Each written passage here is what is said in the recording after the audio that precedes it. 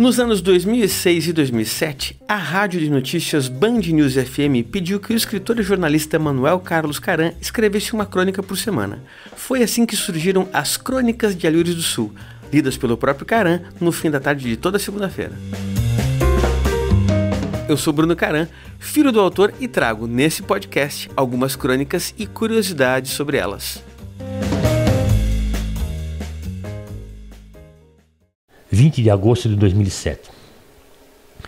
Pois há menos peixinhos a nadar no mar do que os beijinhos que eu daria na sua boca. Esses versos de Vinícius de Moraes, lidos assim, isolados e secamente, são piegas. Mas se for acrescentada a música de Antônio Carlos Jobim com a voz de João Gilberto, o que era piegas se transforma no lírico chega de saudade. Escute. Pois há menos peixinhos a nadar no mar do que os beijinhos que eu darei na sua boca.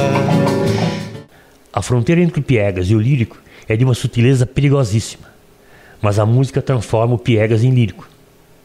Por isso, vou falar com o Luiz e o Bruno, ambos Caran, ambos músicos. Vou pedir que ponham música nessa crônica piegas.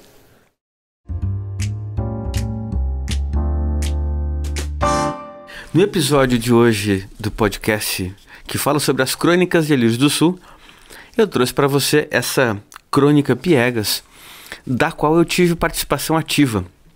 Então, o plano do meu pai era fazer com que uma rádio de notícias, que não tem música, tocasse música. E assim ele conseguiu. Então eu lembro muito bem que as crônicas já estavam acontecendo fazia um tempo, e meu pai entrou em contato comigo e falou: filho, eu preciso que você faça uma edição de áudio para mim. Eu sou músico, né? Trabalho com música, tocando, dando aula, e trabalhei 10 anos com teatro, fazendo trilha sonora para teatro, então também faço edição de som. E meu pai falou: preciso que você edite uma crônica para mim. Eu falei: mas por quê, pai? Ele falou: não, porque eu vou fazer uma malandragem aqui, eu vou colocar música numa rádio de notícias. E daí ele me passou todo o texto e acho que ele gravou esse texto lá em casa, e daí eu fiz edição de colocar no meio da crônica o Chega de Saudade, e aí foi ao ar na rádio de notícias, música tocando. E meu pai sempre foi um grande músico, apesar de nunca tocar nenhum instrumento, ele escutava muita música. Herdei dele uma coleção enorme de discos de vinil e CDs, então ele escutava muita coisa de música erudita contemporânea, muita coisa de jazz, música brasileira, ele sabia tudo de todo mundo. Eu lembro que na época eu fazia faculdade de música, no final da década de 90, eu chegava na casa dele, ele me mostrava uns 3, 4 discos. Você conhece isso? Não. Conhece aquilo? Não. Conhece isso aqui? Não. Então leva isso aqui para casa e escute. Eu fazendo faculdade de música, e ele tinha um repertório de acervo e de conhecimento muito maior. Então era muito legal, assim, a gente trocava muitas figurinhas sobre música. E meu tio, Luiz Antônio, que é pianista, mora em São Paulo, irmão mais novo dele, também é músico. E eles têm várias histórias, né? De que o meu tio era muito pequeno lá em Rio do Sul, na cidade deles. E o meu tio fazia aula de acordeon, só que ele não conseguia carregar o acordeon. Então quem levava o meu tio para a aula de acordeon e carregava o acordeon era o meu pai. E aí várias coisinhas ao longo do caminho, né? Eu lembro que o meu pai falou pro meu tio: olha, o meu filho pediu um violão de presente de Natal. Aí o meu tio retrucou: os meus filhos pediram papel e caneta. E assim a coisa ia, eles iam brincando, né, entre eles. E o meu pai tem um histórico grande pelos bares de jazz de Curitiba, de chegar nos bares e pedir certos temas de jazz que só os jazzistas conhecem mesmo. Então a ligação do meu pai com a música sempre foi muito forte, sempre foi muito grande.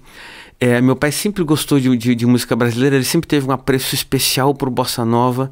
E ele tinha um negócio com boleros, que a gente vai conversar mais adiante aqui nesse podcast, que acho que ele herdou do meu avô, que também era músico, e várias histórias de música do meu avô também.